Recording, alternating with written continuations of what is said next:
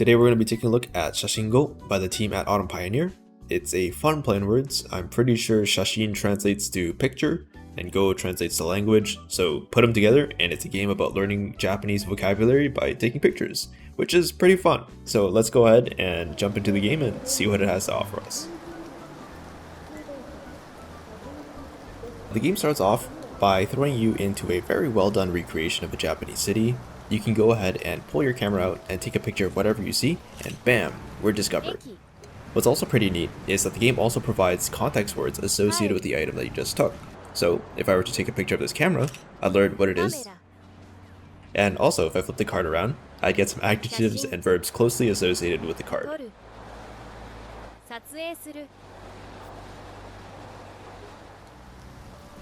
That's pretty much it for the entire gameplay loop. You will be exploring the city and taking pictures of things that you find interesting, and hopefully it's going to be keeping you engaged until you find all the words that they have available. Once you take a few pictures, you can actually find them all in your photo gallery. Here you can review all the photos that you've taken, so you can refresh your memory on what certain words are, and also because they're all flashcards essentially, you can right click them and you'll be able to see any of the contextual words that you may have learned that are associated with that picture. In addition to being able to see all your photos in the photo gallery, there's a few extra tabs that actually have more information. There is a hiragana and katakana chart if you've never learned them, and there's also another section that has a few useful Japanese expression.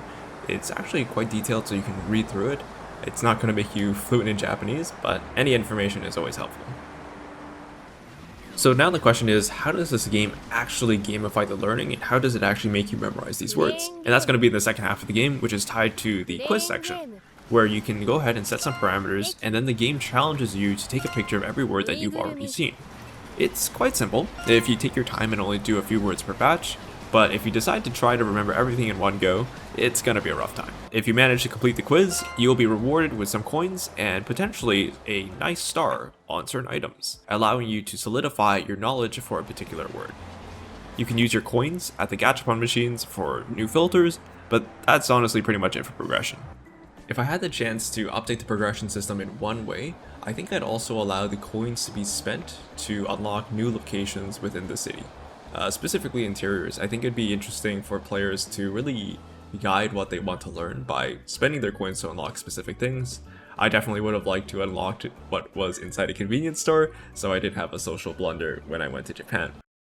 So the question is, does this game actually make you learn these words properly? And my answer to that is surprisingly yes.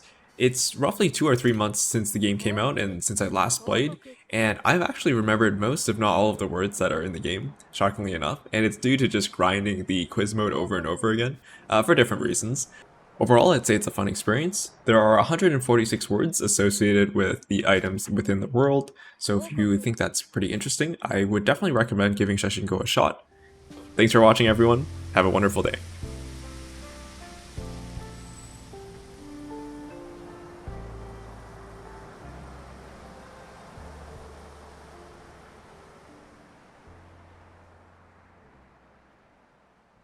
Okay, now that everyone's gone, let's talk about speedrunning the game. My personal best is 1604 for 145 words, and I'm going to leave you guys with a few tips to get a better time.